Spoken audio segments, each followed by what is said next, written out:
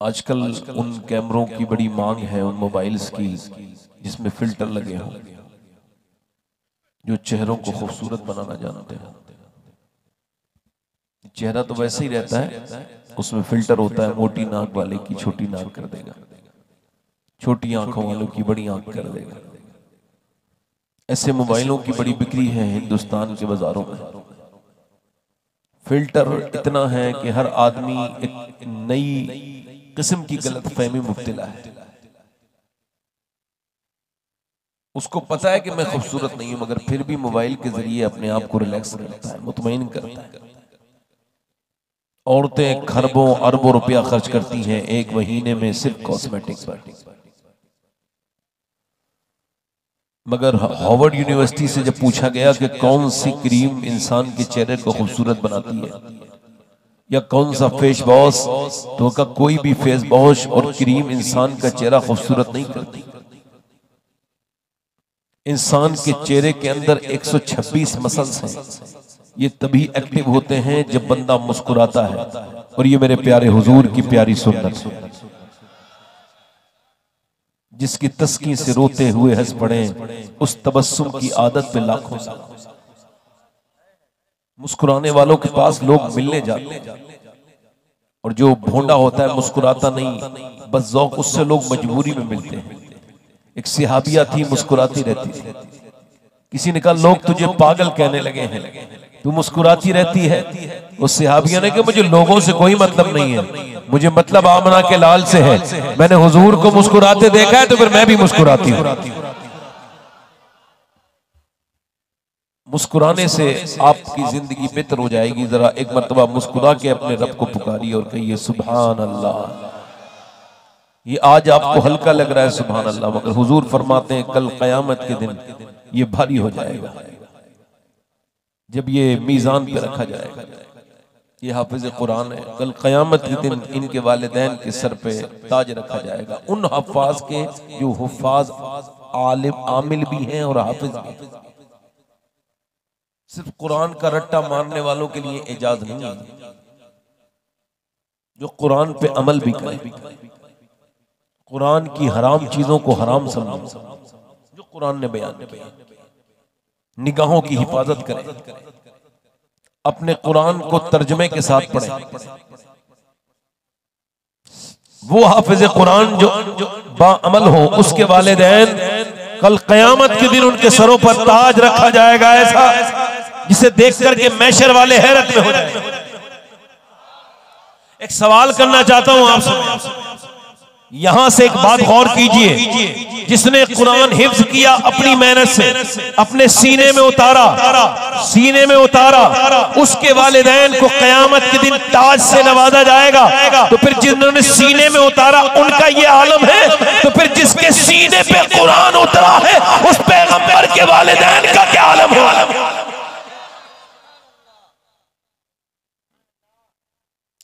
उस मेरे रसूल के सैयदना अब्दुल्ला के सर पे कौन सा ताज रखा जाएगा, जिस पे कुरान उतरा है। माशाल्लाह बड़े अच्छे लोग हैं आप। जरा एक मर्तबा नींद आपकी चली जाएगी, भाग जाएगी, दोनों हाथ उठा के बोलो लब्बैक या रसूल अल्लाह। नौजवान में कभी अभी आ रहा था तो मैंने देखा कि रास्तों में नौजवान लड़के और लड़कियां खड़ी हैं,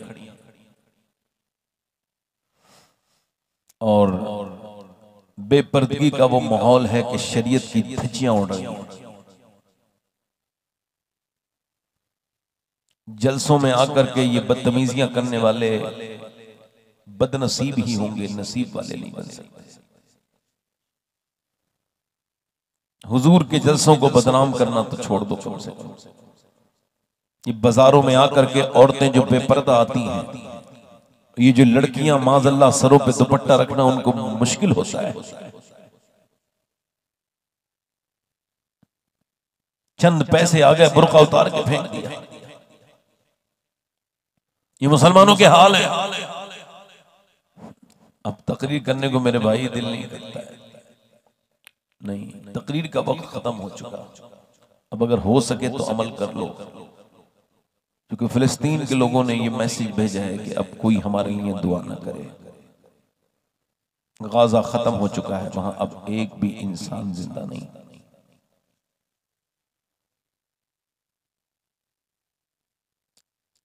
ऐसे बम मारे गए कि लाशें उड़ गई उनकी बिल्डिंगों से ऊपर। वो ये कहते हैं हमारे लिए दुआ ना करो, अब अपने बारे में तौबा करो। तुमने जैसे खानों पे चलना शुरू किया है, तुम्हारी शादियों में, ब्याहों में, तुम खाने जिसे खाते हो उसी पे चलते हो। इतने बेशर्म। अपने घर एक बोटी भी छोड़ते नहीं। जब बारात में जाते हो, शादी में जाते हो, तो तुम बोटियां फेंक देते हो। ये बर्बादी की आपको अलामत बताता। खैर, मुझे तकरीर तो करनी है। मेरे भाई जितने बैठे हैं, आप सबका मैं नौकर हूं, खिदमत करने आया हूं। और देखो, मेरी कोई हैसियत नहीं है, औकात नहीं है। इन्होंने मेरे बारे में क्या कहा है बंगाली में, मुझे तो यही नहीं पता। मेरा ही ऐलान कर रहे थे। जब मौलाना ने ऐलान मेरी तरफ माइक बढ़ाया, तब मैं समझा कि ये मेरे ही ऐलान हुआ है, वरना मैं बंगाली जबान नहीं जानती। ये वालो वाशे वगैरह तो जानता हूं कि ये भालो यानी अच्छा है। अब अच्छा ही लफ्ज़ सीखा है भाई हमने, इसकी कोई बुराई नहीं सीखी। ये भी आप लोग बोलते रहते हैं, तो बड़ी मीठी जबान है। मुझे तो मक्के मदीने में बड़े बंगाल के लोग मिलते हैं, तो उनको देख करके अल्हम्दुलिल्लाह बड़ा रश्क आता है कि हम लोग वहां मदीने आते हैं, ये मदीने में रहते हैं।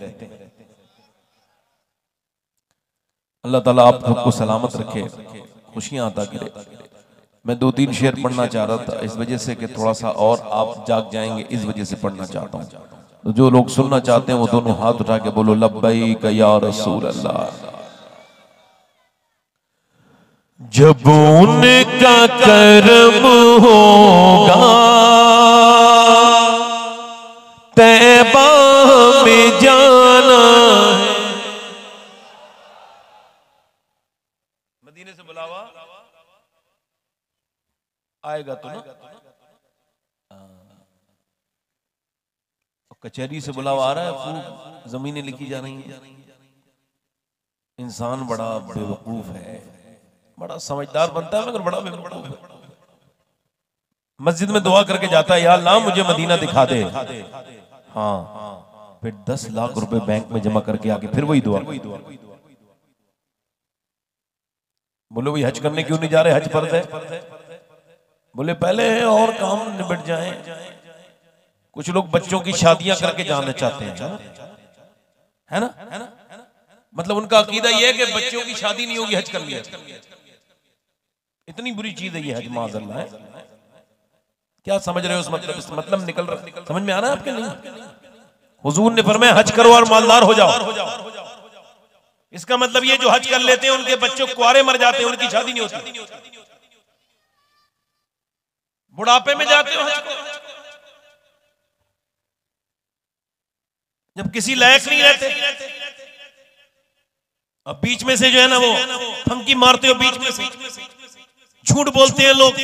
मदीने से बुलावा नहीं आने का, टेलीफोन आएगा तेरे पास कि भाई आ जाओ, तुम्हारे बगैर काबा सुना सुना है, आ जाओ भाई, सफा मरवा पे दिन नहीं लग रहा आपके बगैर, आ जाओ। कोई तुम्हें फोन करेगा, सऊदी एम्बेसी से फोन आएगा, कौन हो आप?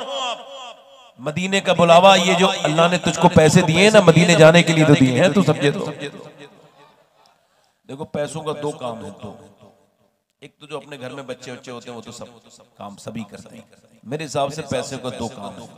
इसको खर्च करके जन्नत कमाओ, गरीबों को देखो, परेशान हालों को देखो, और दूसरा इससे मदीना देख के। जब उनका करम होगा तैबा में जाना है, रो रो कर हाले दिल आका को सुनाना है, रो रो कर हाले। पढ़ो मेरे साथ, रो रो कर हाले दिल, इसलिए कमाते हैं, इसलिए कमाना है, इसलिए कमा कमाते हैं इसलिए कमाना है, अब सारी उम्र तैबा आना और जाना, अब सारी उम्र तैबा। एक शेर और सुना देता हूं। जन्नत जिसे कहते हैं हम देख के आए, जन्नत जिसे कहते हैं हम देख के आए हैं, एक प्यारा सा ऊंचा है गुंबद वो सुहाना, एक प्यारा सा। एक शेर और याद आ रहा है, कहो तो पढ़ दूं। बहुत अच्छा सुन रहे हो, जोर से बोलो सुभान अल्लाह। एक सुन्नी दुनिया से जा रहा है, कहां से, और अपने दोस्तों से कह रहा है जरा मेरा गुस्ल के वक्त ना मेरे चेहरे पे जरा ये कॉटन से मेरा चेहरा साफ कर देना और आंखों में मेरे जरा सुरमा लगा देना, चेहरा जरा सफा करके दाढ़ी काट देना मेरी थोड़ी सी ठीक से कर देना। वो कह रहा है क्यों? तो वो कह रहा है जरा गुस्ल में लोगों चेहरे को सजा देना, जरा गुस्ल में लोगों चेहरे को सजा देना, मुझे कब्र में जाते ही मुंह उनको दिखाना है, मुझे कब्र।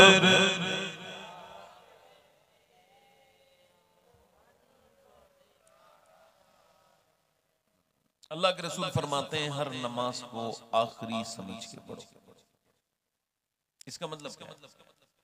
अगर किसी नमाज पढ़ने वाले से कह दिया जाए कि बस ये आखिरी नमाज है, इसके बाद तुम्हें सजदा करने की तौफीक, तो कैसा सजदा करेगा वो? रोएगा ना, तौबा करेगा ना। हुजूर फरमाते हैं हर नमाज को अगर हर आखिरी समझ के पढ़ी जा सकती है तो हर तकरीर भी आखिरी समझ के की जा सकती है। और अगर करने वाला ये समझ सकता है, ये फील कर सकता है कि उसकी जिंदगी की ये आखिरी तकरीर हो रही है, तो फिर सुनने वालों में भी कुछ लोग ऐसे होंगे जो अपनी जिंदगी की आखिरी तकरीर सुन रहे होंगे। और कोई साहब जाना चाहते हैं जल्दी से चले जाएं,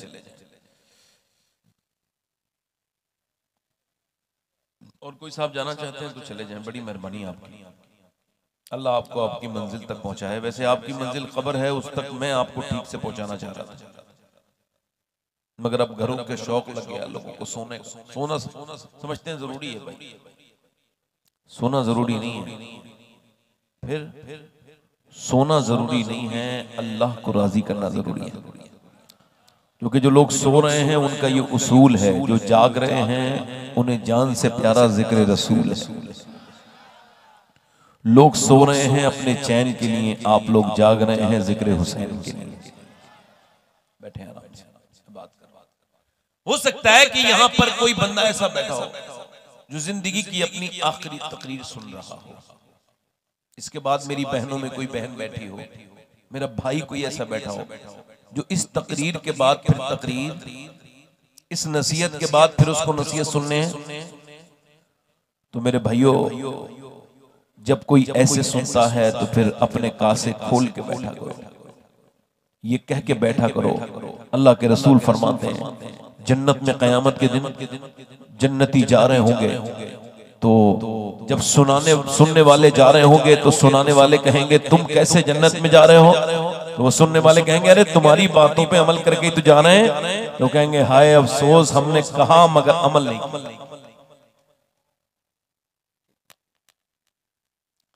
अल्लाह ताला आपको अमल की तौफीक दे, हम सबको अमल की तौफीक दे। तो मेरे भाइयों, मैं अर्ज कर रहा था आपसे कि ये जमाना बड़ा मुख्तलिफ है, बड़ा सख्त है, बहुत ज्यादा मजबूती के साथ इस्लाम के दामन को थामने का वक्त है। इको कम करें भाई, माइक बहुत अच्छा है। एक लड़की के जब सर पे आप दुपट्टा ना देखें तो बहुत अच्छे से समझ लें कि ये अकेली बेशरम नहीं है, इसकी वो माँ भी बेशरम है। जिसने इसके सर पे दुपट्टा रखने की इसको तालीम नहीं दी, वो इसके सामने रखती तो वो नकल करके खुद ही रख लेते। जब कोई बेनमाजी निकल के जाए तो अक्सर ऐसे ही समझा करो इसका बाप भी बेनमाजी होगा जो ये भी बेनमाजी है। हुजूर ने फरमाया हर बेटा अपने बाप का राज है, राज। अपनी औलादों को इस जहन्नम से बचा लो, वरना याद रखो मुसलमानों,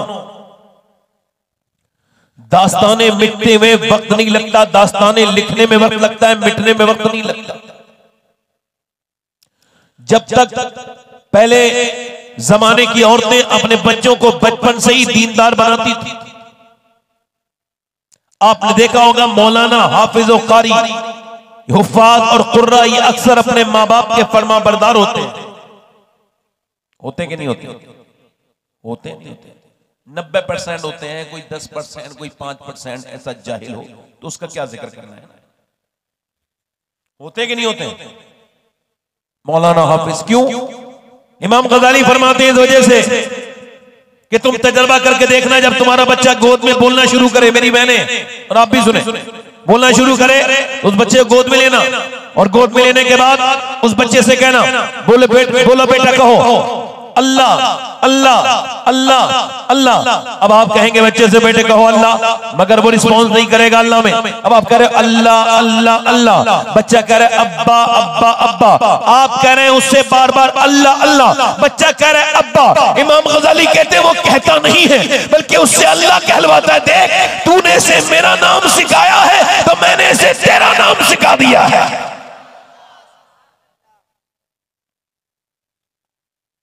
बच्चे बड़े हो के अगर तुम्हारे नाफरमान बने तो फिर अब अपने गिरेबान में झांकना कि तुमने अपने रब की कितनी फरमाबरदारी की। पहले बचपन से बच्चों को समझाते थे, तालीम देते थे। बचपन से माँ अपने बच्चों को गाने और नहीं सुनाती थी।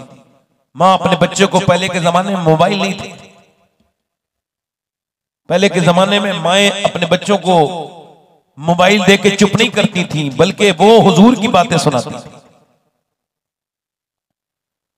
सैयदा दाई हलीमा की बातें बताती, हुजूर के बचपन की बातें बताती। मुझे मेरी वालिदा ने जो बातें बचपन में बताई थी, अब तो इस बात को तकरीबन 30 साल से ज्यादा गुजर गए, मुझे आज भी वैसे ही याद है जैसे उन्होंने मुझे याद कराई थी। जब वो ये कहती थी कि लड़ना नहीं चाहिए, हमारे नबी कभी लड़ते नहीं थे। अल्लाह का शुक्र है मेरी 37 साल की उम्र लड़ाई किसी से नहीं हुई। मां अगर कोई घुट्टी पिला दे तो उसका असर मरते दम तक रहता है।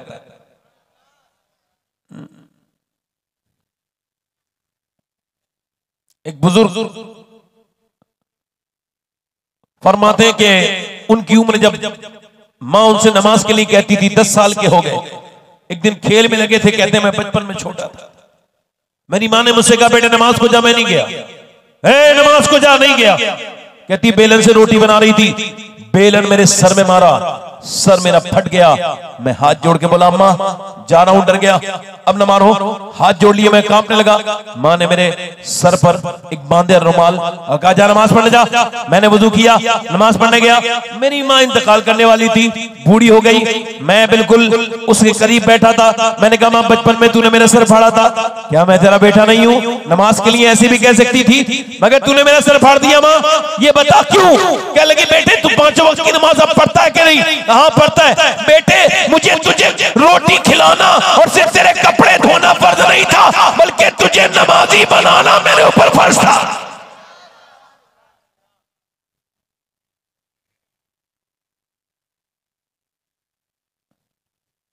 इसी वजह से पहले के लोग औरतें सही देख के लाते थे। शादी जब करते थे तो देखते थे दीनदार। बोलो गलत कह रहा हूं सही कह रहा हूं? हमारे यहाँ, आपके बंगाल का नहीं पता, हमारे यूपी में जब रिश्ता देखते थे पहले बूढ़े बूढ़े, अब नहीं, पहले के लोग, तो वो कहते थे ऐसी औरत देखो जिसकी नानी भी ठीक हो, यानी नानी तक चेक करेंगे। रिश्ता किसके साथ करना है? नवासी के साथ, नतनी के साथ, है ना? और किसको देख रहे हैं? अब तो नहीं देखता मालदार आदमी, किसकी नानी का क्या बैकग्राउंड है, किसकी माँ कैसी गुजरी है। अब तो खाली पैसे वाले की लड़कियों के खूब रिश्ते आते हैं, गरीबों की लड़कियां पढ़ी लिखी नेक बैठी हैं, उनके रिश्ते नहीं आते। गरीब बाप जब किसी मालदार की शादी से आता है तो वो रात को सो नहीं रहे, आंखों में आंसू है। बीबी ने पूछा क्यों रोते हो, नींद नहीं आ रही, क्या लगे कैसे रो कैसे सो। 3 बेटियां जवान सीने पे बैठी हैं और मैं 800-900 रुपए कमाता हूं, वो खर्च हो जाते हैं रोज के खाने में, दुनिया के खर्चों में। कहां से पैसे लाके अपनी बेटी की शादी करूंगा। बेटियां बोझ बन गई, हमने बना दी। बेटियों के लिए हमने जुल्म किया। ओ मेरे भाइयों, मेरे दोस्तों, इधर देखो, ये बदतमीजी निकालो। ये मालदार वो आदमी नहीं है, वो भिखारी है। उस भिखारी से बेहतर है, जहेज मांगने वाले भिखारी से बेहतर वो मस्जिद पे भीख मांगने वाला भिखारी है। वो खुल के तो मांगता है, नेकी की ढोंग तो नहीं करता। मगर ये लड़के को लेके अपने ये जो है ना वो भीख मांगता है। मैं सैयद हूं, मगर इस महफिल में कोई ऐसा नौजवान हो जिसकी अभी शादी नहीं हो और वो ऐलान करे जब मैं शादी करूंगा तो बगैर जहेज के सुन्नत के मुताबिक शादी करूंगा, मस्जिद में बैठ के। जब कोई उससे पूछे क्यों, इस वजह से मुझे अपने इमाम का ये शेर समझ में आ गया है। का कौन सा शेर, का कौन देता है देने को मुंह चाहिए, देने वाला है सच्चा हमारा, देने वाला है सच्चा। पहले लोग देखते थे नानी को चेक करो, क्या देखते थे भाई, नानी ठीक होगी तो उसकी बेटी में उसकी बातें आई होंगी और उसकी बेटी नवासी में बात आएंगी, बिल्कुल ठीक चेक करते थे। इस्लाम भी यही कहता है कि अगर देखना है तो नानी जरूर देखो। अगर इस्लाम में नानी देखनी है तो मक्के की सैयदा खदीजतुल कुबरा को देखो, और अगर बेटी देखनी है तो मदीने की सैयदा फातिमातुज़ ज़हरा को देखो। फिर नवासी देखनी है तो करबला की ज़ैनब कुबरा को देखो।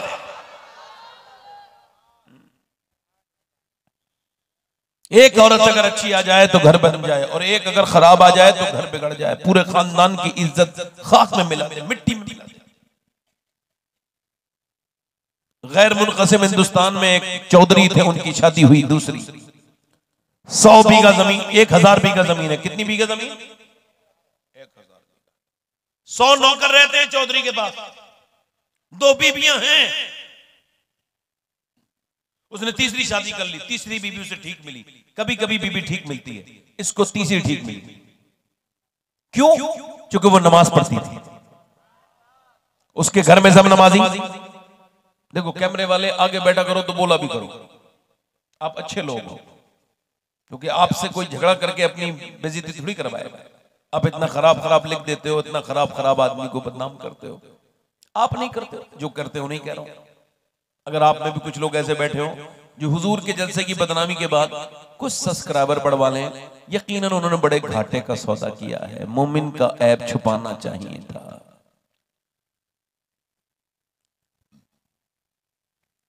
तीसरी शादी हो गई, बीबी अच्छी आ गई, नेक नमाजी अल्लाह वाली, नेक शरीफ औरत। अब यहां आके देख रही है कोई नमाज नहीं पढ़ता, घर पे सब नमाज पढ़ते हैं। उसको घुटन होने लगी, कैसे नमाजी बनाना है। आखिर सूरत क्या निकाली? कोई उसने झगड़ा नहीं किया अपनी सौतनों से, नमाज नहीं पढ़ती तुम, मैं पढ़ती हूं।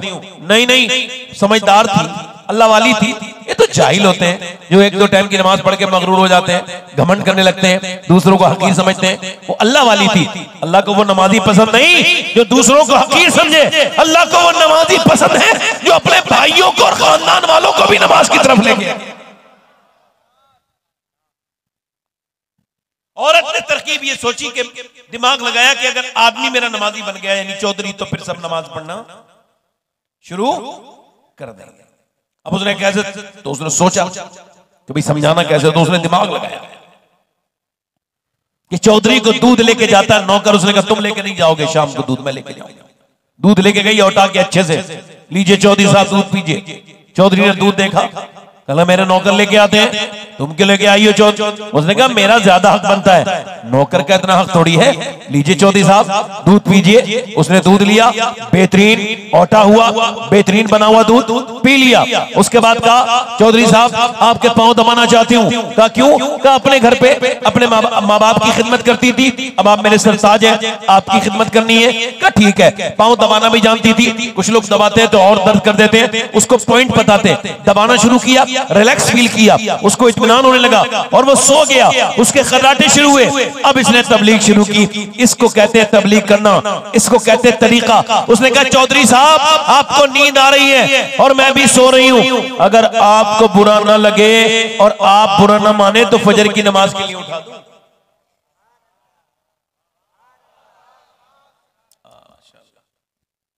एक तो चौधरी, दूसरा मर्द। भाई मर्द तो अक्सर घमंडी होते हैं, अक्सर औरतों पे तो चलाते जरूर हैं। एक साहब बंबई से आए, घर पे आके बीवी से लड़ लिए। क्यों लड़े? पानी नहीं दिया मेरी बीवी ने। मैं कहा तुम बंबई से आए, उठ के पी लेते, 5 कदम दूर पानी था। कहने लगे बात ये जहां दादागिरी चलती है चलाने में मजा आता है। हुजूर ने फरमाया तुम में बेहतर वो है जो अपनी बीवी के लिए बेहतर है। बोलो तो सही आ रहा। तकरीर आदमी करता नहीं, लोग करवाते हैं। आप इतने खामोश हो कि मैं थोड़ी देर के बाद फिर खत्म ही करके चले ही जाऊंगा। अगर आप बोलोगे तो फिर मैं आपके सामने अपनी पूरी जितनी भी मैं जानता हूं सब बयान करूंगा। मगर अगर इस तरह से खामोश रहोगे तो रात में मुझे आपकी कमेटी ने बिठाला है, मैं खुद नहीं बैठा हूं। ये आप इतने थके हुए हो तो आपसे ज्यादा मैं थका हुआ। आप तो सो भी लिए होगे, मुझे तो पता ही नहीं कब मैं सुकून से सोया था। और शायद कब सोऊंगा तो कब्र में इंशाअल्लाह अल्लाह चाहेगा और वो राजी हो गया तो कब्र में मर के उनके इश्क में आराम से सोना मिला। जान की तस्कीर है जो है वो उल्फत रसूलुल्लाह की। अब मैं आपसे अर्ज कर रहा था, उसने कहा चौधरी नमाज के लिए उठाऊं? कब भाग यहां से, मुझे समझाएगी, निकल यहां से। डांट दिया। अम्मिया जब चौधरी को डांट दिया उसका दिल नहीं टूटा। बेइज्जती कर दी ना, बेइज्जती कर दी। जल्दी बोलो, बेइज्जती कर दी, हो गई बेइज्जती। ये कौन सा उसूल है कि जो बदतमीज है उसकी इज्जत है, जो जवाब नहीं दे रहा है वो बेइज्जत है? ये कहां का उसूल है? इज्जत किसकी होनी चाहिए? जो गाली दे वो इज्जत के लायक है, जो गाली सुन के जवाब न दे वो इज्जत के लायक है।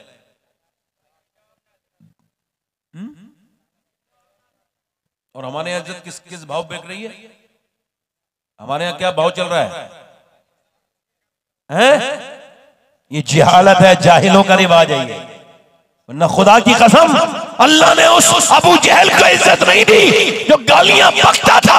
अल्लाह ने उस अबू बकर को इज्जत दी जो गालियां सुन के जवाब नहीं देता। समझ आ रही नहीं आप?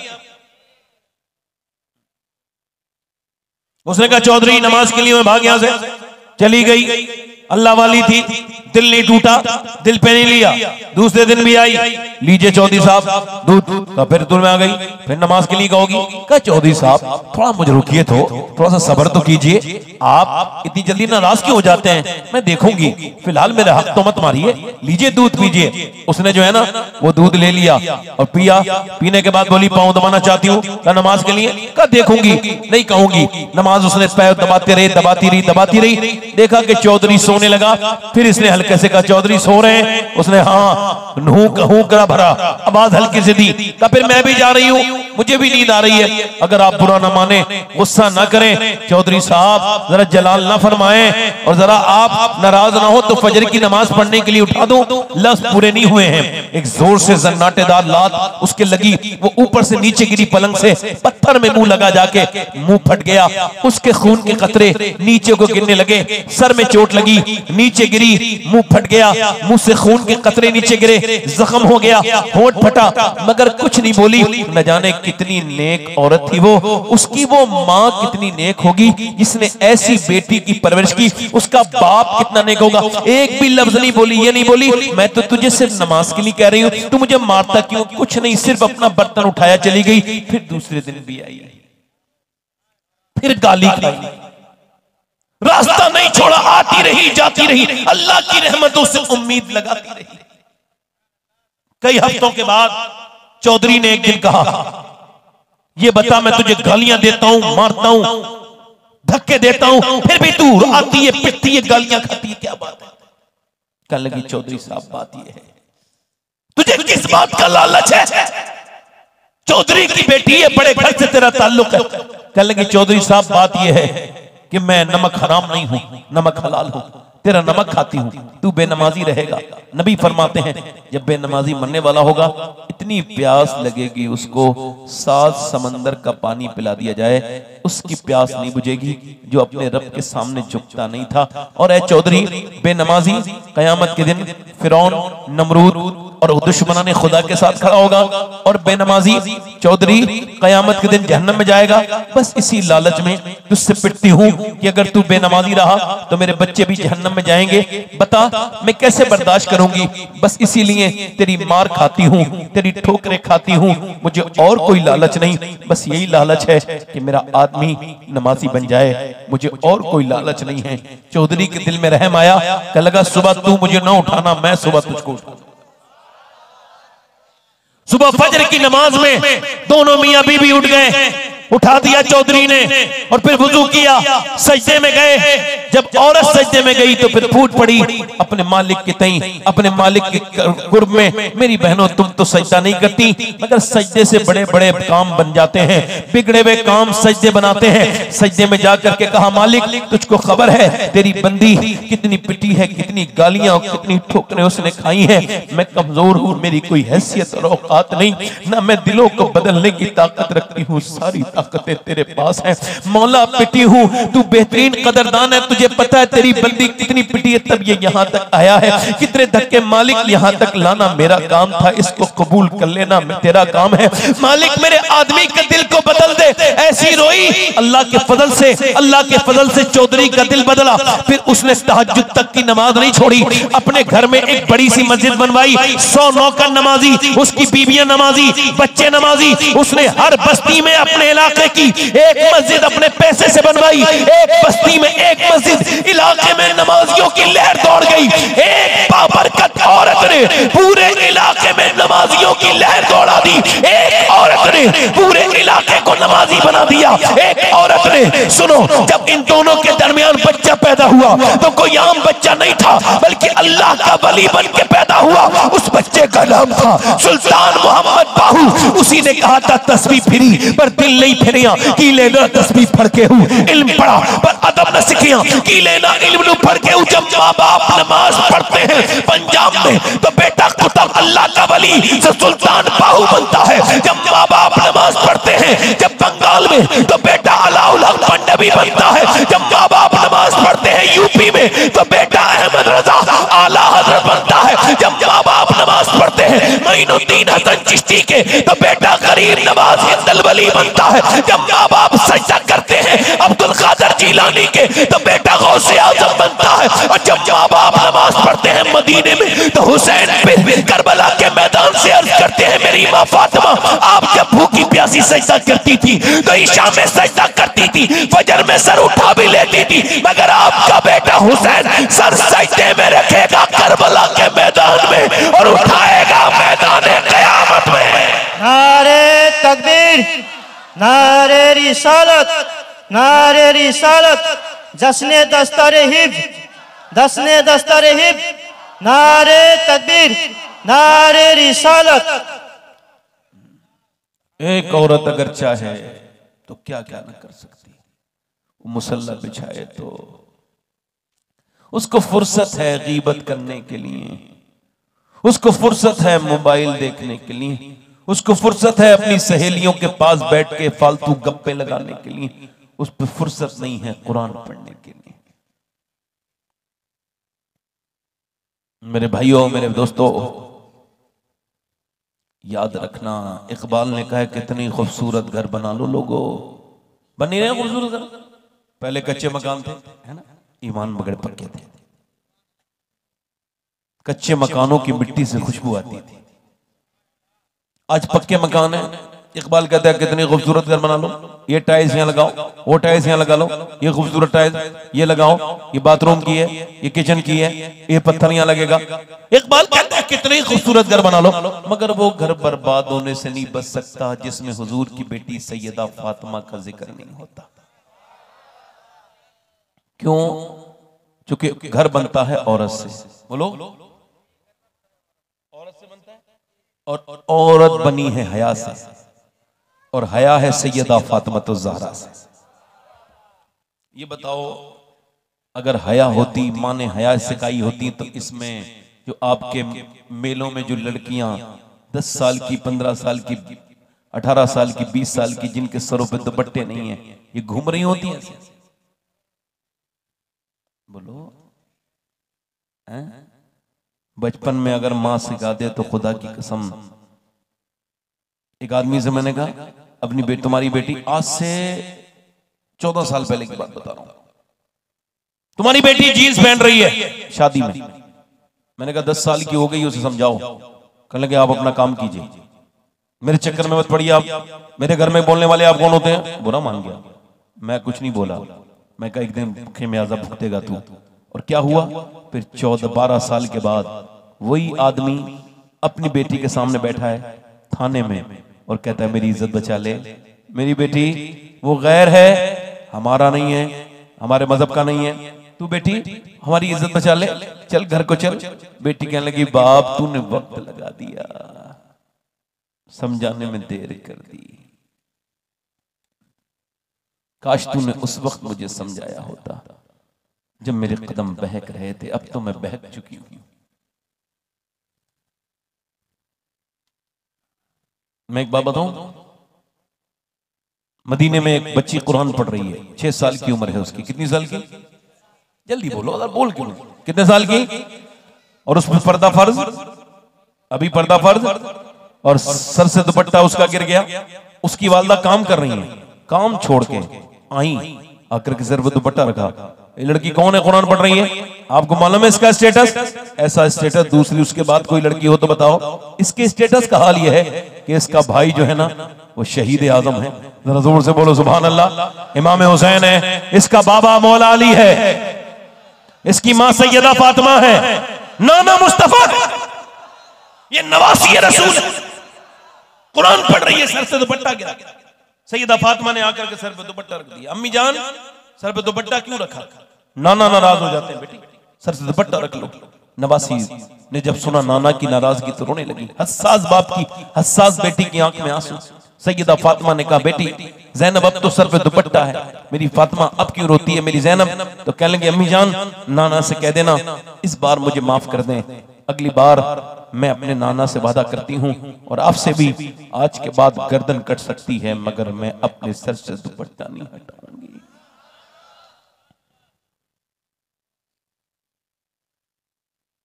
उनका पड़ोसी कहता है कि 15 साल मैंने सैयदा ज़ैनब के साथ पड़ोस में रहा, मगर मैंने कभी पर्दे में भी निकलते नहीं देखा। हुजूर की नवासी को पर्दे में भी नहीं निकलते देखा।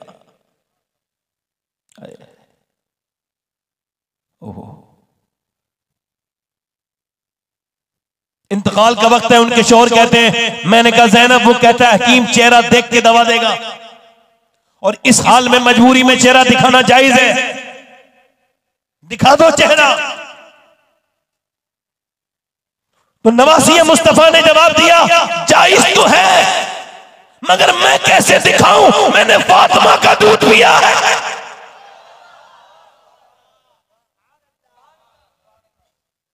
मैं अली की गोद में पली हूं, अगर आज मैंने चेहरा खोल दिया तो आने वाली वक्त की औरतों का क्या होगा? हुआ यही है मियाँ, बड़े बड़े फला हैं, मैं किसी का नाम नहीं लेता। ये बड़े बड़े पीरों की लड़कियों के डांस वाले वीडियो जब वायरल हुए तो पता चला अंदर दीन नहीं था। जो लोगों के सामने बड़े नेक बनते हैं उनकी शादियों में जब डांस और डीजे लगे और जब उनके यहाँ वीडियोग्राफी ऐसे ही हुई जैसे फिल्मों में होती है, मेरे भाइयों मेरे दोस्तों, तो ये पता चल गया हम खुक्कल हो चुके हैं, अंदर से कुछ बचा नहीं है, सिर्फ ऊपर की बनावट रह गई है। यही हाल है मियाँ की 10 लाख लड़कियां मुसलमानों की इस्लाम छोड़ करके गैर मुस्लिमों के घरों में है।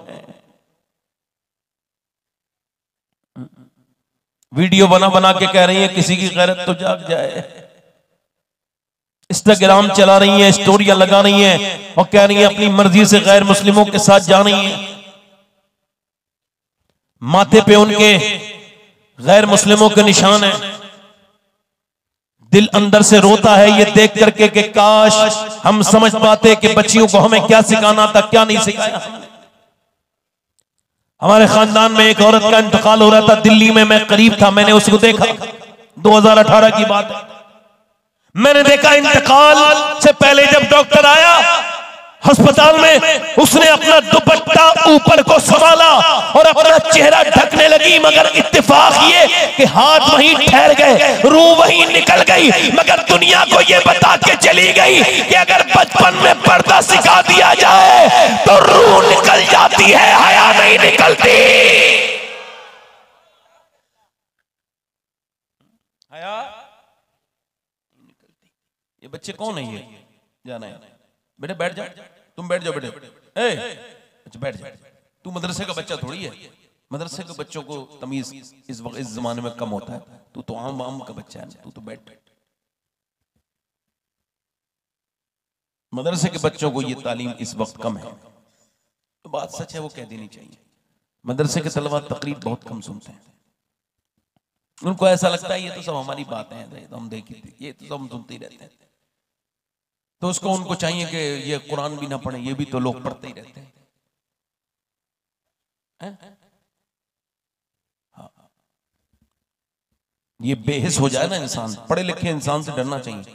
पढ़ा लिखा बेअमल जो होता है वो बहुत खतरनाक होता है, क्योंकि उसके अंदर से डर निकला हुआ होता है। जाहिल जो बेअमल है वो तो जानते ही नहीं, मगर जो जानबूझ के छोड़े उसका साथ बड़ा मसला खराब है। मैं तभी तो कह रहा हूं मेरे भाइयों, मेरे दोस्तों, मैं आपसे एक बात कह रहा हूं, अपने घरों में ये सब चीजें आप पैदा करें, तब्दीली लेकर के आए अपने घरों में, अपने रब को राजी करने की तरकीबें लगाएं। हमारी बहनों बेटियों को बताएं, समझाएं कि कौन थी सैयदा खातून जन्नत फातिमा ज़हरा, कौन थी नबीज़ादी, कौन थी वो पैगंबर की बेटी, कौन थी वो अल्लाह के रसूल की बेटी। सुनो, हुजूर की बेटी है। पड़ोस से रोने की आवाज आ रही है। आजकल की औरतों में हम्बलनेस खत्म हो गई, मदद करने का मादा खत्म हो गया। अपने सास की खिदमत नहीं करेंगी, अपने ससुर की नहीं करेंगी, उनका ख्याल नहीं रखेंगी, बल्कि उनके कहेंगी हम बड़े बाप की बेटी है, हम तो किसी का काम नहीं करेंगे, हम तो किसी की मदद। ओए सुनो, हुजूर की बेटी सुन रही है, कोई रो रहा है, किसी औरत की रोने की आवाज आ रही है, हुजूर की बेटी बेकरार हो गई। पूछा कौन रो रहा है? खादिमा बोली बात यह है, हमारी जो पड़ोस में 4-5 घर के पास एक यहूदी का घर है, उसमें एक बच्चा पैदा होने वाला है उस औरत के, और वो दर्द ज़ह में मुब्तला है, वो तकलीफ में मुब्तला है, उसको कोई मदद करने वाला नहीं है, उसका आदमी सफर पे गया है, इस वजह से वो रो रही है। हुजूर की बेटी ने एकदम अपनी चादर संभाली और चली गई उसके घर, और वो तड़प रही है, मचल रही है, दर्द ज़ह में मुब्तला है। जो औरतों को पता है कितना तकलीफ होती है उस दर्द में। अब जब वो दर्द में बिलक रही है, तड़प रही है, अल्लाह के रसूल की बेटी गई, जा करके मुस्कुराई, उसके सर पे हाथ रखा, एकदम हाथ रखते ही अल्लामा हसन कहते हैं दिल दर्द से बिस्मिल की तरह लौट रहा हो, सीने पे तसल्ली को तेरा हाथ धरा हो। हाथ रखते ही बच्चा डिलीवर हो गया। बच्चा जैसे ही आया हुजूर की बेटी ने गोद में ले लिया, उसके बाद उसकी नाल वगैरह कटवाई, उसके बाद उसको नहला दिया, फिर उस औरत के यहां सफाई कर झाड़ू लगा दी। जल्दी बोलो, जल्दी बोलो। उसके बाद उस औरत से कहा ला तेरे घर में खाना बना, तू तो अकेली है, तेरा शौहर आएगा तो क्या खाना खाएगा। कह लगी बड़ा जालिम है, मगर आप कैसे बनाएंगी, मेरे घर में आटा नहीं है। फरमाया जो होंगे अल्लाह मुझे दे दे, मैं पीस लेती।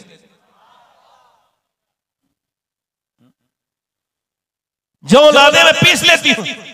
हुजूर की बेटी ने चक्की चलाना शुरू कर दिया।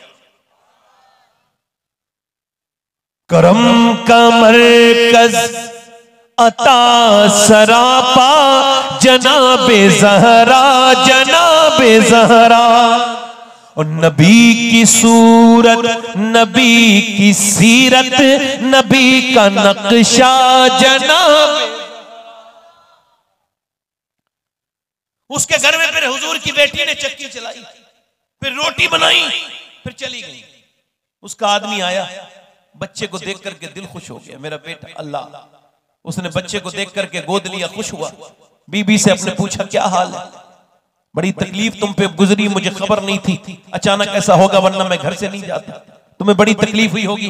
वो बोली सुनो, मेरा शुक्रिया अदा ना करो, अगर शुक्रिया अदा करना है तो उनका जाके करो जिनसे तुम नफरत करते हो। का बुरा तो नहीं मानोगे? का क्या बात है, नाम बताओ किसने तुम्हारी मदद की, हम भी उसका एहसान का बदला देंगे। का तुम क्या बदला दोगे, तुम तो उनसे नफरत करते हो। का क्या मतलब? का जिस नबी का तुम नाम सुनना पसंद नहीं करते, अगर उनकी बेटी फातिमा ना आती तो मैं भी मर गई होती है। बच्चा लगा मुझे उनका नाम नहीं सुनना है, चले गए। भूखा था, अंदर जाके उसने एक लुकमा खाया, दूसरा खाया, तीसरा खा के बोला खाना कैसे बनाया।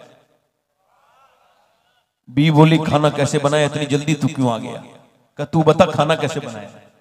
का तू बता तू इतनी जल्दी कैसे आ गया, बहुत खाता है, इतनी जल्दी कैसे आ गया। कहने लगा सही बता। वो नहीं बताऊंगी, पहले तू बता। का बताऊं कहां? का बात ये है मैंने बड़े बड़े राजाओं महाराजाओं के घर खाने खाए, मगर जितना मजा 3 निवालों में आया है अपनी पूरी जिंदगी में इतना मजा नहीं आया। ये बता खाना कैसे बनाया? कह लगे मैंने नहीं बनाया, ये नबी की बेटी सैयदा फातिमा ज़हरा ने बनाया।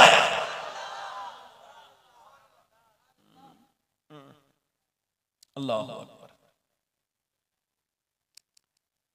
जैसे उसने लुक़मे खाए तो आंखों में आंसू आ गए, बैठ गया, रोने लगा। औरत ने उठाया तो उठ के गया हुजूर की बेटी के दरवाजे पे। बोले आप मेरे घर थोड़ी गई थी, मेरे घर इस्लाम चला गया। जरा जोर से बोले सुभान अल्लाह। आपने मेरे बच्चे को नहलाया नहीं, मेरी नस्ल को पाक कर दिया। आपने मेरे घर में झाड़ू नहीं लगाई, मेरा दिल साफ कर दिया। नबी ज़ाती आप गवाह हो जाएं कि आपके कदमों की बरकत से एक खानदान कलमा पढ़ के आपके अब्बा का गुलाम बन गया।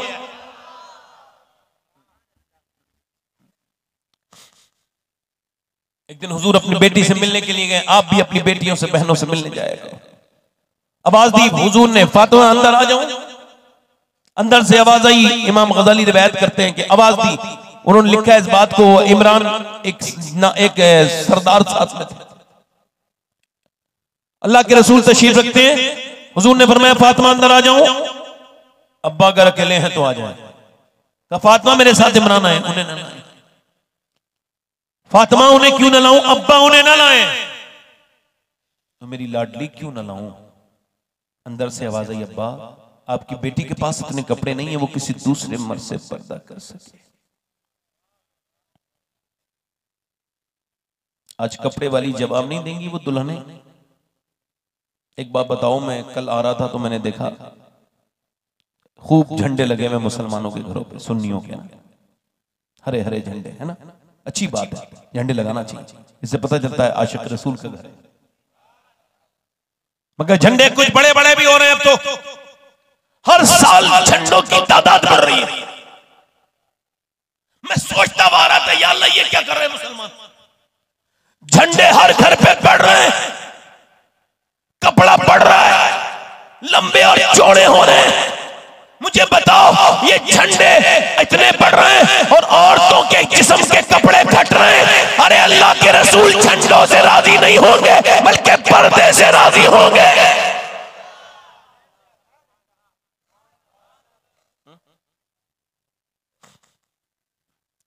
हुजूर की बेटी ने अर्ज की, अब्बा मेरे पास इतने कपड़े नहीं है वो किसी दूसरे मर्द से पर्दा कर सकते। इसको जरा सोचो तो, खाली इसको सुनो मत, इसको अपने ऊपर लेके आओ कि यार कौन पूछ रहा है और कौन जवाब दे रहा है। पूछ वो रहा है जिसके लिए सारी कायनात को बनाया गया है। जवाब कौन दे रहे हैं? जो उनकी दिल की धड़कन है, जान की राहत है। अब्बा आपकी बेटी के पास इतने कपड़े नहीं, किसी दूसरे, आप भी तो बेटी वाले हो, मेरी भी तो बहनें हैं। हुजूर अंदर गए, चादर भिजवाई तो चेहरा बिल्कुल पीला था। वो मेरी फातिमा क्या हुआ है? अल्लाह का शुक्र है अब्बा। मेरी बेटी क्या हुआ है? अल्लाह का शुक्र है अब्बा। वो मेरी लाडली मेरी फातिमा क्या हुआ है? अल्लाह का शुक्र है अब्बा। हुजूर ने कई बार पूछा। बाप तो ऐसे ही पूछ ले तो बेटी रोने लगती है, भाई ऐसे ही चला जाए ना उसके मैके से उस ससुराल में चला जाए तो भाई को देख के बहन रोने लगती है, हाय मेरा भाई आ गया, मेरा भाई आ गया। सबकी बुराई सुन लेगी मगर भाई की नहीं सुनती, अपने आदमी से झगड़े कर लेती है। कितना प्यार करती हैं बहनें बेटियां अपने बाप से। हुजूर ने पूछा, मेरी बेटी बताना चेहरे पे तेरे इतनी कमजोरी क्यों है, मेरी बेटी के चेहरे पे गड्ढे क्यों पड़ रहे हैं, कमजोर क्यों हो रही है? अल्लाह का शुक्र है अब्बा। हुजूर ने जब कई बार पूछा तो बेटी फूट गई, रोने लगी, ऐ मेरे अब्बा और कोई बात नहीं, आपकी फातिमा ने 5 दिन से कुछ नहीं खाया है। अब्बा आपकी बेटी ने 5 दिन से कुछ नहीं खाया, पेट से एक पत्थर बंधा है। मेरे अब्बा, हुजूर ने सर पे हाथ रख के कहा, मेरी फातिमा अगर तूने आज 5 दिन से कुछ नहीं खाया तो तेरे बाप को आज 9 दिन हो गए, मेरे पेट से 2 पत्थर बंधा है।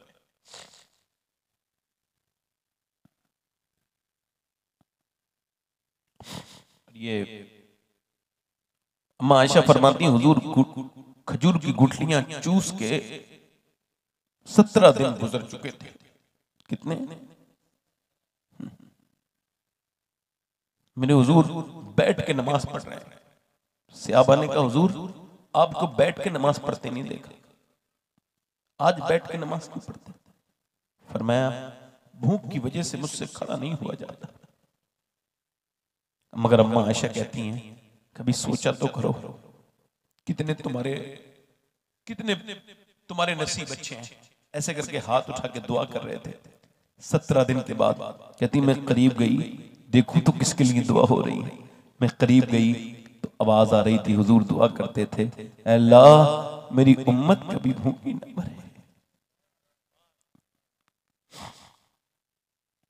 कयामत का दिन होगा, हुजूर की बेटी पूछेंगी जरूर झंझोड़ के इन औरतों से जिन्होंने कुरान नहीं पढ़ा। वो पूछेंगी, मेरे घर में 7 दिन के फाके, 17 दिन के फाके गुजरे मगर मैंने कुरान को कभी नहीं छोड़ा। हुजूर बोले पूछेंगी, हुजूर की बेटी नहीं बोल पूछेंगी कि मेरे कपड़ों पे 17 पैमंद लग गए थे मगर मैंने फिर भी पर्दा करके दिखाया, तेरी तो अलमारियां नहीं।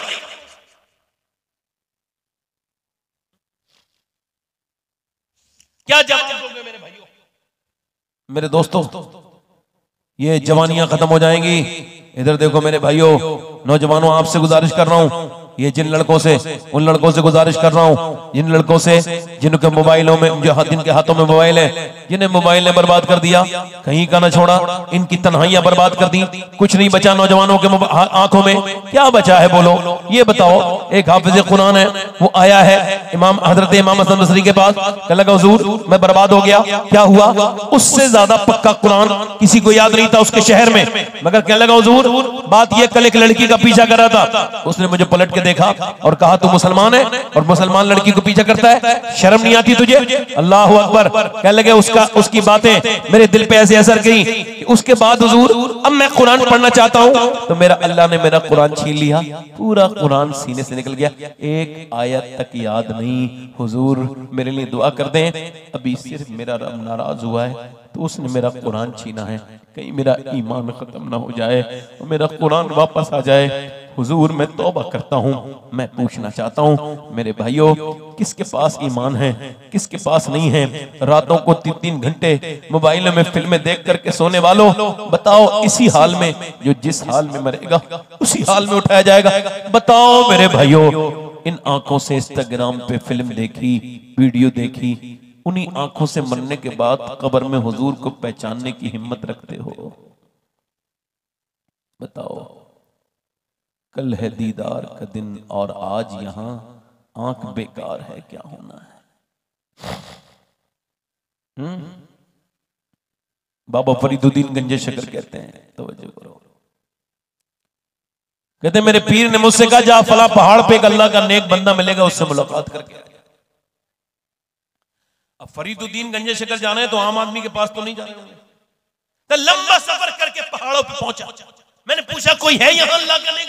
कह लगे, साहब नेक कौन है? ऊपर एक आदमी रहता है, कभी उसे देख लेते, और ऊपर सबसे टॉप पर। कहते मैं अंदर गया तो एक गार थी, यानी गुफा, उसके बाहर बड़ी मुश्किल से पहुंचा, ऊपर चढ़ के मैं थक गया। कहते मैंने देखा वहां एक पांव पड़ा है बाहर कटा हुआ, तवज्जो करें, और मैं अंदर गया तो मैंने देखा एक बुजुर्ग है, दीवार से लग के बैठे, मुझे देख के खड़े हुए, बगैर देखे ही कहा अस्सलाम वालेकुम बाबा फरीद। मैंने कहा आप मुझे पहचानते हैं? कहा जो अल्लाह को पहचान लेता है उससे कोई चीज चिपती नहीं। और कहने लगे अच्छा। कहते वो खड़े हुए, उनका एक पाँव नहीं था। मैंने उसकी हुजूर एक पाँव आपका नहीं है, एक पाँव बाहर पड़ा है, ये क्या बात है? कहने लगे सारी बातें नहीं बताई जाती, अपना काम करो, कैसे आए हो? मैंने कहा हुजूर मेरे पीर ने मुझे भेजा है, ये बता दीजिए। कहने लगे मैंने कई बार कहा ना। वो रोने लगा, फकीर फूट के रोने लगा और कहने लगा सरकार, कहने लगा ओ बाबा फरीद, एक दिन ना मैं बरसात का महीना है, मैं बारिश में ठिठर रहा था कंबल से, और बारिश एक आध हफ्ते तक हुई। जब बारिश रुकी तो मैं बाहर गया, बाहर मैं सिक रहा था अपनी गुफा के बाहर, तो मैंने देखा एक बड़ा हुस्न की मलका, एक लड़की जा रही है, मेरा इम्तिहान था, मैं उसके पीछे पाँव मैंने बढ़ाया, आगे बढ़ाया। कहते मेरी गुफा से बाहर पाँव निकला है, एकदम गैब से आवाज आई, तू मोहब्बत की बातें हमारे साथ करता है, जाता किसी और के पीछे। तो मैं उस वक्त कांप गया, मैंने कहा मालिक मुझे माफ कर देना, मैं भूलने वाला इंसान हूं, भूल गया कि तू मुझे देख रहा है। मगर मेरे यार जब तेरे खिलाफ ये पाँव निकल ही गया है तो अब अंदर, तो मैंने उसको बाहर किया और फिर पत्थर उठाया और जुनून में पत्थर उस पर मारा। कहते पहला पत्थर मारा, बेहोश हो गया, होश में आया, फिर मारा, फिर मारा, बेहोश होता रहा, उसकी हड्डियां तोड़ दी, फिर उसकी खाल काट के बाहर को फेंक दिया और कहा ले मेरे यार, वो पाँव काट के बाहर फेंक दिया जो तेरे खिलाफ उठा था, जो तेरी मर्जी के बगैर किसी और के पीछे गया था, अब तो मुझे माफ कर दे। कहते हैं फरीदुद्दीन गंजे शकर, मेरी चीख निकली और फिर वो मुझसे चुपते, मैं उनसे चुपता। मैं मुझसे कहने लगे बता क्या मेरा मालिक मुझे माफ कर देगा, मेरी उस गलती को माफ कर देगा? मैंने कहा अल्लाह आपको भी माफ करेगा, और जो आपकी इस बात को सुन के अपनी निगाहों की पाबंदी करेगा अल्लाह उसको भी माफ करेगा। कैसे मुसलमान हैं हम? हमारे जलसों में हम बदनिगाहियां करते हैं, हमारे बच्चे शादियों में बदनिगाहियां करते हैं। मेरे भाइयों सबको मरना है, जवानी 4 दिन की है, फिर अंधेरी रात हो जाएगी, मर जाएंगे आप भी, मर जाऊंगा मैं भी, कितने दिल का तुम, कितना दिल जो हूं मैं, क्या सितम है कि हम लोग मर जाएंगे। जिस हाल में मरता है बंदा उसी हाल में उठाया जाता है। याद रखो मेरे भाइयों, कहीं ऐसा ना हो कि गंदी चीजें देखते देखते मर जाओ और फिर अफसोस रहे, हाय अल्लाह ने आंखें दी थी अपने दीदार के लिए, मगर गंदा करके उसके सामने गए। बोलो इसी आंखों के साथ जाओगे? बोलो ऐसे ही जाओगे बेनमाजी बन के? बोलो क्या तौबा नहीं करोगे? बिल्कुल तौबा करनी चाहिए सबको। देखो आला फरमाते हैं, हाय गाफिल वो क्या जगह है जहां 5 जाते हैं 4 फिरते हैं। ये 5 जा रहे हैं, ये 4 कौन है? 5 कब्र के अंदर जाते हैं, 4 बाहर निकलते हैं। तू समझ नहीं रहा? ये रोज हो रहा है कि एक आदमी को अंदर छोड़ के 4 बाहर आ जाते हैं, ऐसे हल्के हल्के हल्के हल्के हल्के। एक दिन तेरा भी आएगा, तू हमेशा बाहर नहीं निकलेगा, तुझे कब्र में छोड़ के लोग चले जाएंगे। हुजूर फरमाते हैं जब ऊपर तख्ते लगा के फिर मिट्टी डाल के फिर जब चलते हैं तो वो मुर्दा कहता है ओ मुझे छोड़ के जाने वालों, मेरे भाइयों मेरे दोस्तों कहाँ जा रहे हो? मैं वही तो हूँ मेरे भाइयों, मैंने तुम्हारे लिए वक्त गुजारा, तुम्हारे लिए वक्त। मेरे दोस्तों तुम एक रात रुक जाओ, तुमने मेरे साथ रातें गुजारी हैं, एक रात और आज कब्र वाली रात मेरी आसान कर दो, एक रात तो रुक जाओ, आज कब्र की पहली रात है। कोई नहीं रुकता, न बच्चे न बीबी, सब अल्लाह के नाम पे छोड़ के अल्लाह पे छोड़ दिया। ले इस दुनिया से दिल लगाया था कि मरने के बाद अब तेरी कोई कब्र पे भी नहीं जाता। बारिश होती है अपनी छत चेक करते हैं, मगर तेरी कब्र में कितना पानी गया कोई तेरा चेक नहीं करने। और कितनी बोसीदा कब्रें देखो, जाओ इस दुनिया के फरेब से निकलो, मरते हुए लोग देखो, अस्पताल में तड़पते हुए लोग देखो, और फिर बिलखते हुए लोग देखो, उनके हंगामे। और कितनी लाशें उठेंगी तुम्हारे मोहल्लों से जो तुम कहोगे मालिक हमको माफ कर दे। कितना दिन और कितना चाहते हो मेरे भाइयों? तौबा करो अपने रब से। मूसा अलैहि सलाम के जमाने में एक औरत है, एक आदमी के पास आई है, आके कहती है मेरे बच्चे कुछ भूखे हैं, कुछ खाने के लिए दे दे। उसने कहा मैं तो हर रात एक नई औरत के साथ बदकारी करता हूँ, तू राजी हो जा रात के लिए, मैं तुझे देता हूँ। उसने कहा मैं अपना जिस्म बेचने नहीं आई। चली गई, चली गई। जब वो चली गई, अल्लाह अकबर, बच्चे बोले अम्मा कुछ लाई, बच्चा बेहोश हो गया। खाना खाना कह के फिर गई, जाके बोली देख जो तुझे करना हो कर लेना, फिलहाल ऐसा कर मुझे खाने के लिए दे दे, मेरे बच्चे भूखे हैं। उसने कहा ठीक है। वो खाना लेके चली गई, खिला के आई। रात का वक्त है, दरवाजा बंद है, कोई नहीं देख रहा है, दरवाजा बिल्कुल बंद है। वो आगे बढ़ी है, आगे बढ़ के कहती है, वो आगे बढ़ रहा है, वो कांप रही है, वो जिना करने आगे बढ़ रहा है और कोई नहीं है, सिर्फ हाथ आगे बढ़ा के जैसे ही उसके हाथ लगाया कांप के रोने लगी, आंखों से मोटे मोटे आंसू। ए रोती क्यों है, पैसे नहीं दिए तुझे, क्यों रो रही है? कहने लगी पैसा सब कुछ थोड़ी होता है, ईमान भी कुछ होता है। का क्या मतलब? कि जब मैं सजदा करती हूँ तब भी अल्लाह देखता है, आज जब मैं तेरे साथ जिना करवाने आई हूँ तब भी अल्लाह देख रहा है, मेरा रब मुझे देख रहा है। तो मैं उससे यही कह रही हूँ, ए बेपनाह ताकत वाले, मैं कमजोर हूँ, बहुत ज्यादा कमजोर हूँ, तू करम करने वाला है। देख मेरे बच्चे भूखे थे, इस वजह से ये मैंने बदकारी के लिए राजी हुई हूँ। तू बेहतरीन जानता है, जानने वाला है कि तेरी बंदी कभी बदकारी नहीं की। ऐ मेरे मालिक आज माफ कर देना, तेरी बंदी मजबूर है, अपने बच्चों की भूख की खातिर मैं ममता से मजबूर माना होती कभी ऐसा न करती। रोई रोई ऐसे रोई, उसके रोने से अल्लाह ने उसका दिल बदल दिया। वो उसकी तरफ देखने लगा, बोला तू कितनी नेक है, इतनी परेशानी में डरती है, जब तूने मेरी आंख खोल दी मैं तुझे बहन बनाता हूँ, ये पैसे ले। वो तो चली गई, अल्लाह ने उसकी इज्जत बचाई, वो चली गई। इस सजदे में जाके बोला मालिक एक रात आई थी, हाथ तक नहीं लगाया और मैंने तो कितनी औरतों की इज्जतें लूटी हैं, मालिक मेरी तरह बदकार कोई नहीं, तेरे जैसा करीम भी कोई नहीं, मुझे माफ कर दे। फूट फूट के रोया, सो गया। सुबह को दरवाजे पे दस्तक हुई, कहने लगे कौन? का दरवाजा खोलो। दरवाजा खुला, सामने जो बुजुर्ग खड़े थे उन्होंने कहा मेरा नाम मूसा है, अल्लाह ने तुझे सलाम भेजा है। मूसा चेक कर लो, चेक कर लो, मैं इस इलाके का सबसे घटिया आदमी हूं, मैंने सिवाय गुनाह की जिंदगी में कुछ नहीं किया, इज्जतें लूटी, कपड़े फाड़े औरतों के, मुझे मेरा अल्लाह माफ नहीं करेगा। मूसा ने कहा कोई बात हुई है? रात वाली बात बता के रोने लगा। मूसा ने उसके सर पे हाथ रख के कहा सुन, अल्लाह ने मुझे भेजा है और कहा है जा मूसा मेरे बंदे से कहना वो जो रात छुप छुप के रो रहा था उसके रब ने उसे माफ कर दिया है। अल्लाह फरमाता है मेरे बंदे तू सबके सामने रोता है, मेरे सामने क्यों नहीं रोता? बोलना मेरे भाई, एक बार इतना रो ले कि तेरी आंख का आंसू तेरे गाल तक ढलक के आ जाए, मैं तेरे सारे गुनाह माफ कर दूं।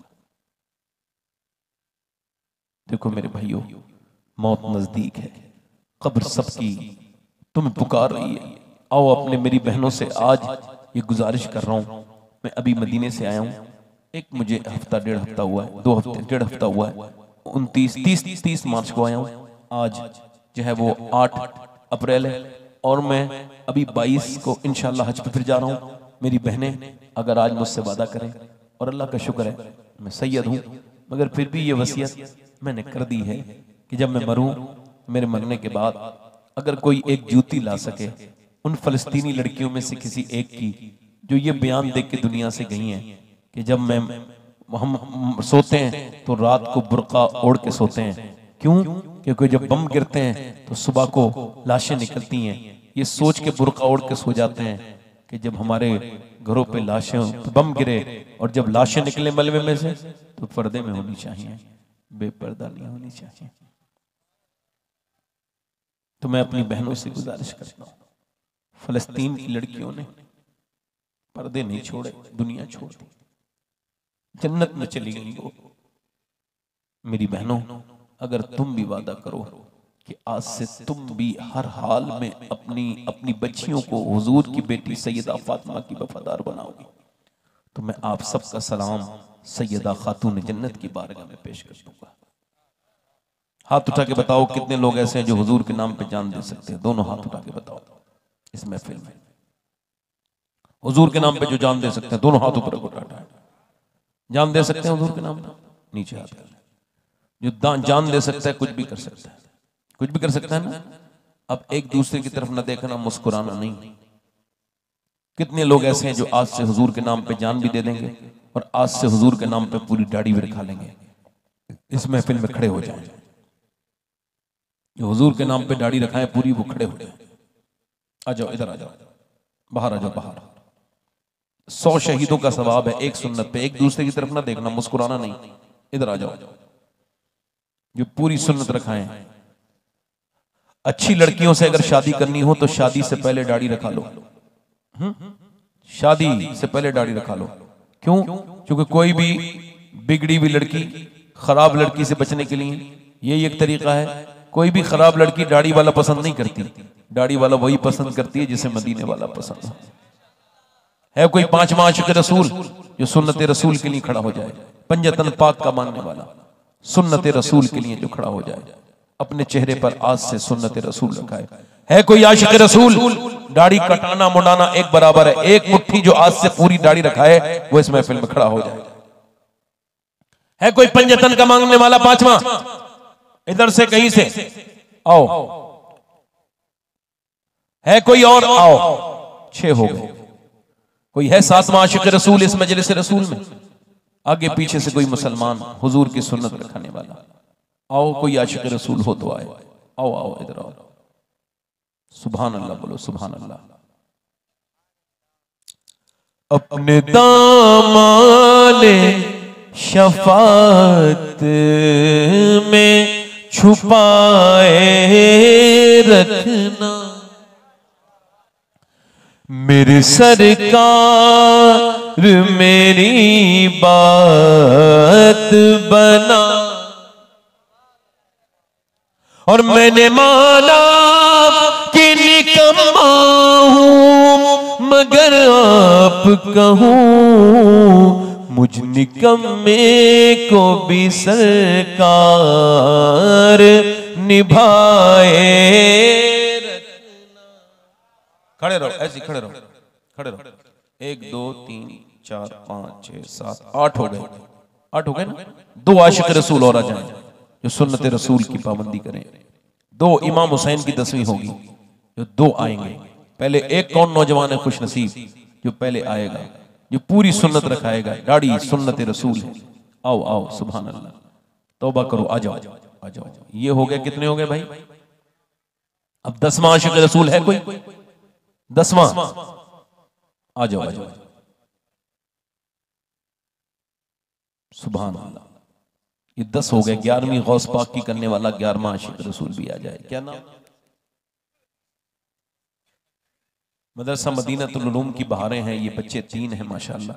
इन मदारिस के आप साथ रहेंगे तो अल्लाह आपका साथ देगा। ये कितने हो गए भाई? 10 हो गए ना? अब 11वीं वाला गौस पाक का आशिक कोई 11वीं वाला वो भी आ जाए, सुन्नत रसूल लगाने वाला। है कोई नौजवान भाई मेरा दोस्त जो आज तौबा करे? आ गया मेरा भाई। अब 12वीं वाला भी आ जाए। 12वीं वाला, 12वां आशिक रसूल। हाँ, मेरे सरकार की 12वीं वाला। एक आशिक रसूल और हो कोई? देखो कौन है वो खुश नसीब जिसके दिल में आ तो रही। याद रखो हर तरक्की हुजूर की कदमों से होके जाती है। आओ आओ। उनके हो जाओ हर एक चीज, उन्हीं से मांगो, अपने दामन में ना एहसान पराए रखना। मेरे सरकार मेरी बात। मैं कह रहा 13वां मुसलमान आ जाए कोई। 13वां आशिक रसूल। 313 मुसलमान थे जब मदीने से निकले थे। आप में से 13 निकले हुजूर के नाम पर दाढ़ी रखाने के लिए, सुन्नत रसूल के लिए। एक आशिक रसूल कोई और आ जाए। बस जरा जल्दी करें, वक्त मेरे पास थोड़ा सा कम है। बड़ी मेहरबानी आपकी। एक आशिक रसूल कोई और आ गया। सुभान अल्लाह, और आ गया। कोई और है दीवाना? 13 तो हो गए। 14वां इधर से कोई नौजवान आए। आओ भाई आओ, आप भी आ जाओ। जिनके बच्चे ये खड़े हुए हैं वो माएं खुश हो जाएं। सुभान अल्लाह। ये हुजूर का वफादार बनेगा तो तुम्हारा भी बनेगा। जिनमें से किसी का शौहर खड़ा हुआ हो तो वो भी खुश हो जाए, क्योंकि आज उसके शौहर का चेहरा ऐसा हो गया जिस चेहरे को अल्लाह पसंद करता है। हाँ माशाअल्लाह। मुड़ा हुआ चेहरा, दाढ़ी मुड़ा हुआ चेहरा यहूदी, नसरानी और शैतान पसंद करता है, और दाढ़ी वाला चेहरा मेरा रब पसंद करता है, उसके रसूल को पसंद है। ये 14 हो गए, कोई एक आशिक रसूल और हो जाए मेरे नबी पाक सल्लल्लाहु अलैहि वसल्लम से मोहब्बत करने वाला। आओ 15 लोग हो गए। आओ नौजवानों, माशाअल्लाह, अल्लाह ताला आपको जज़ाए खैर अता करे, माशाअल्लाह। अच्छा, मेरी तकरीर से आपने क्या सीखा? क्या सीखा? घरों में औरतें दीनदार, और जब कोई परेशानी आए तो सजदा करो। क्या करो? और जितना रोना हो अल्लाह के सामने रो के देखो। लोगों के सामने बहुत रो लियो, आज से अपना मिजाज बदलो, ये तरीका बदलो। जब भी कोई परेशानी आए अपने रब के सामने झुक जाओ, रो लो, इंशाअल्लाह आसानी हो जाएगी। हाथ ऊपर कर लो, मेरे साथ वादा करो, वादा करो, इंशाअल्लाह वादा करते हैं आज के बाद उलमा को गवाह बनाकर न दाढ़ी कटाएंगे न मुड़ाएंगे, इंशाअल्लाह पूरी रखाएंगे 5 वक्त की नमाज के साथ, इंशाअल्लाह है, इंशाअल्लाह है। अल्लाह ताला आपको जज़ा दे। ऐ अल्लाह तू इनको कबूल फरमा ले मौला, बरसता नहीं देखकर अब्र रहमत, बदों पर भी बरसा दे बरसाने वाला। मौला अपने महबूब की सदक़े से, हुजूर जो हमारे लिए रोए हैं उन आंसुओं के सदक़े से मौला इनकी इस दाढ़ी की नियत को कबूल फरमा ले मौला, इन्हें 5 वक्त का नमाजी बना दे मौला। बैठ जाए। अपनी बहन बेटी को पर्दे के लिए कौन कौन कहेगा? इंशाअल्लाह दोनों हाथ उठा के वादा करें, वादा करें इंशाअल्लाह। जो भी अपनी बहन बेटी माँ को भी टोकेगा पर्दे के लिए, दोनों हाथ उठा के वादा करो, इंशाअल्लाह कहेंगे, इंशाअल्लाह फर्ज है आप पर, कहोगे इंशाअल्लाह, फर्ज है इंशाअल्लाह, कहोगे अपनी बहन बेटियों के लिए, कहोगे, कहोगे इंशाअल्लाह। अल्लाह आप सबको सलामत रखे, बाकरामत रखे, नमाज की पाबंदी करेंगे इंशाअल्लाह। अल्लाह ताला आपको सलामत रखे, बाकरामत रखे। मेरे साथ तौबा करें। अस्तगफिरुल्लाह रब्बी मिन कुल्लि ज़म्बिन व अतूबु इलैह। पढ़ लीजिए ला इलाहा इल्लल्लाह, ला इलाहा इल्लल्लाह, पूरा मजा पढ़े, ला इलाहा इल्लल्लाह, ला इलाहा इल्लल्लाह, ला इलाहा इल्लल्लाह, ला इलाहा इल्लल्लाह, ला इलाहा इल्लल्लाह मुहम्मद रसूलुल्लाह सल्लल्लाहु अलैहि वसल्लम। मेरी ज़िंदगी का मकसद तेरे दीन की सरफराजी में, इसलिए मुसलमान में ऐसी नमाजी। अस्तगफिरुल्लाह रब्बी मिन कुल्लि ज़म्बिन व अतूबु इलैह, ला इलाहा इल्लल्लाह मुहम्मद रसूलुल्लाह वस्साबिक़ून अस्साबिक़ून उलाइकल मुक़र्रबून। सदक़ल्लाहुल अज़ीम। अस्सलामु अलैकुम व रहमतुल्लाहि तआला व बरकातुहू।